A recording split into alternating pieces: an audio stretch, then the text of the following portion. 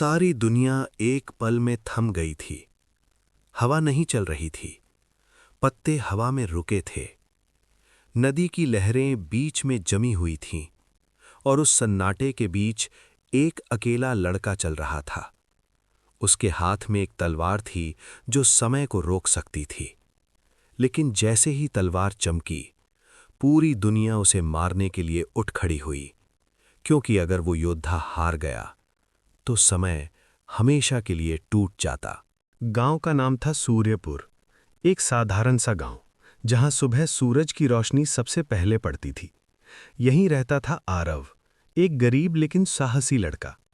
आरव के पिता लोहार थे। वो रोज तलवारें और औजार बनाते। एक दिन जंगल से लौटते समय आरव को जमीन में कुछ अजीब सा चमकता दिखा। मिट्टी हटाते ही उसे एक नीली रोशनी से चमकता पत्थर मिला। जैसे ही उसने पत्थर उठाया, पूरा जंगल कुछ सेकंड के लिए रुक गया। पक्षी हवा में थम गए, पेड़ हिलना बंद हो गए, और फिर सब सामान्य। आरव डर गया। उसी रात उसके सपने में एक बूढ़ा योद्धा आया। उसने कहा, जब नीला पत्थर तुझे पुकारे, समझ लेना तू समय का चुना हुआ योद्धा है। सुबह उठते ही आरव के हाथ में वही पत्थर था और उस पर खुदा था एक शब्द, कालवंत। अगली सुबह गांव में अजीब सी शांति थी। घंटी बजी नहीं, पंछी बोले नहीं, यहां तक कि कुएं का पानी भी हिल नहीं रहा था। आरव बाहर निकला। सब लोग चल तो रहे थे, लेकिन बहुत धीरे, जैसे समय थक गया हो। नीला पत्थर उसके हाथ में गर्म होने लगा।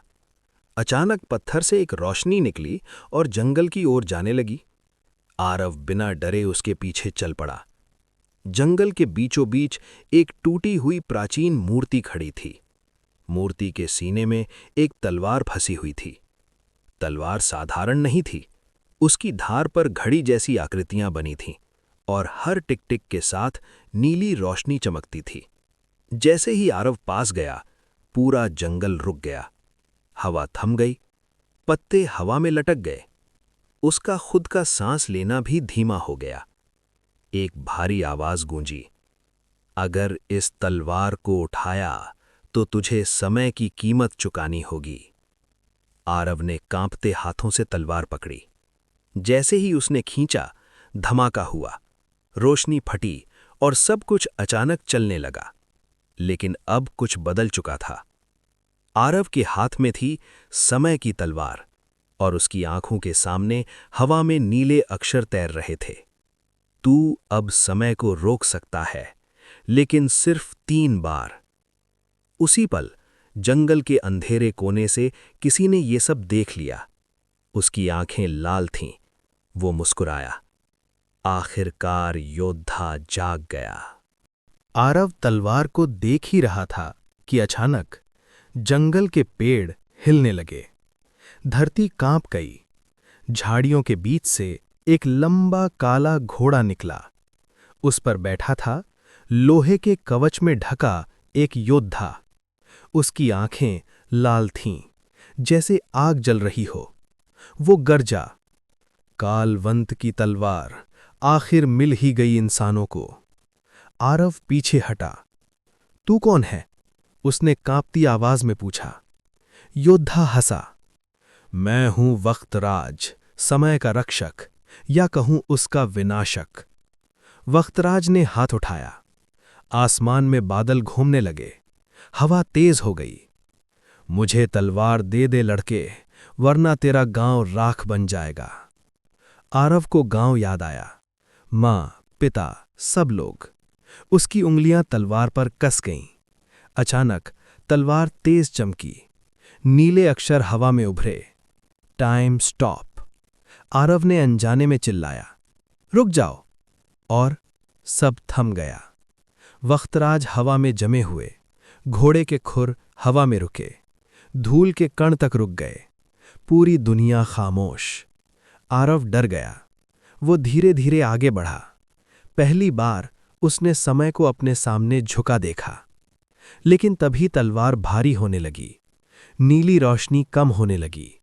एक आवाज गूंजी, समय को रोकना आसान है, पर उसे संभालना नहीं। अचानक सब फिर चल पड़ा। वक्तराज पीछे उछल गया। उसने हैरानी से देखा। तूने पहली मोहर तोड़ दी। फिर वो मुस्कुराया। अब 2 ही मौके बचे हैं योद्धा।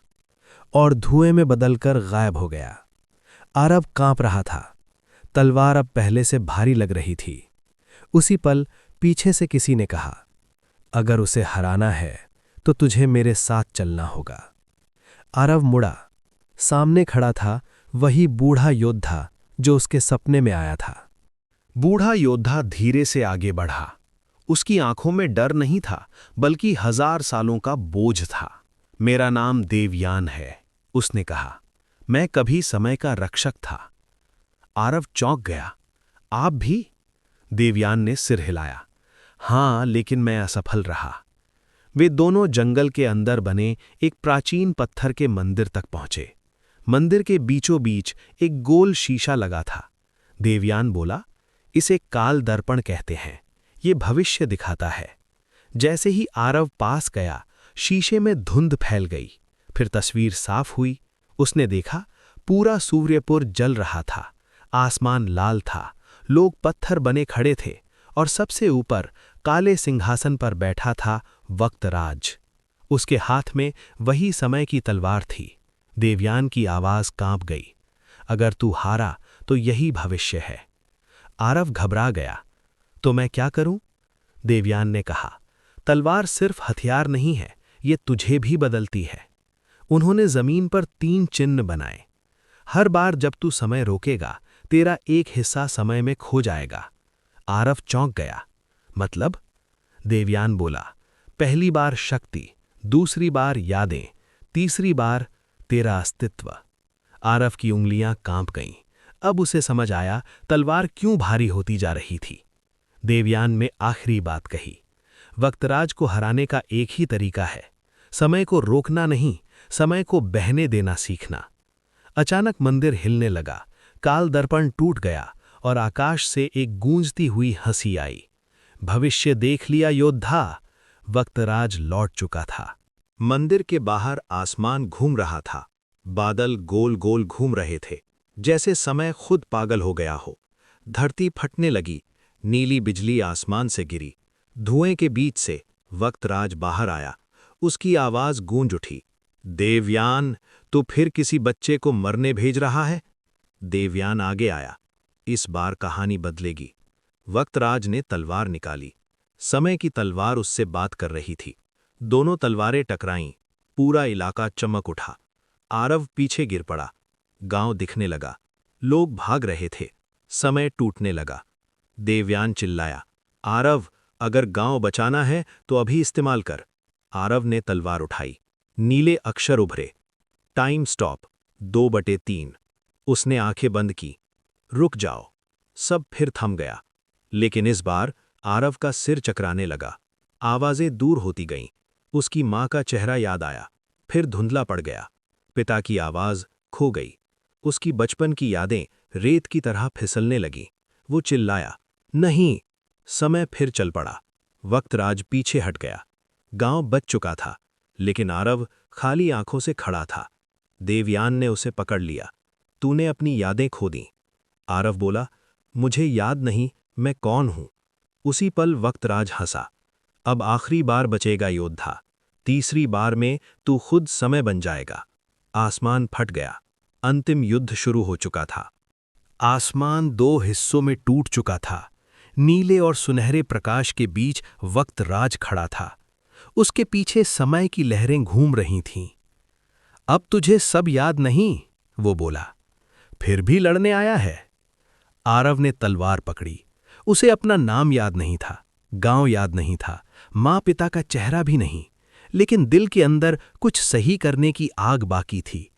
देवयान पीछे से बोला, यादें जा सकती हैं पर आत्मा नहीं। वक्तराज ने आखिरी हमला किया। पूरा समय एक साथ टूट पड़ा। तलवारें टकराईं। धरती, आसमान, हवा सब बिखरने लगे। नीले अक्षर चमके, टाइम स्टॉप, 3 of 3। आरव ने आंखें बंद कर लीं। पूरी दुनिया थम गई। इस बार आवाज नहीं थी, रोशनी नहीं थी, सिर्फ शांति।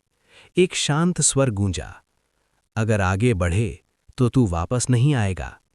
आरव मुस्कुराया। अगर समय बचेगा तो मेरा होना जरूरी नहीं। उसने तलवार जमीन में गाड़ दी। तलवार टूट गई। समय की सारी शक्ति आरव में समा गई और फिर धमाका नहीं हुआ, बस समय बहने लगा। आसमान साफ हो गया। गांव फिर से सांस लेने लगा। वक्तराज चीखकर हवा में बिखर गया। देवयान घुटनों पर बैठ गया। योद्धा अमर नहीं होता, उसकी कहानी अमर होती है। सालों बाद सूर्यपुर में एक मूर्ति खड़ी थी, एक साधारण लड़के की, जिसके नीचे लिखा था, उसने समय नहीं रोका, उसने उसे बचाया। और कहीं दूर हवा में एक धीमी आवाज गूंजी, जब समय फिर डगमगाएगा मैं लौटूंगा। अगर आपको ऐसी ही जादुई कहानियां पसंद हैं तो चैनल को लाइक और सब्सक्राइब जरूर करें और कमेंट में बताइए आप अगली कहानी किस पर चाहते हैं।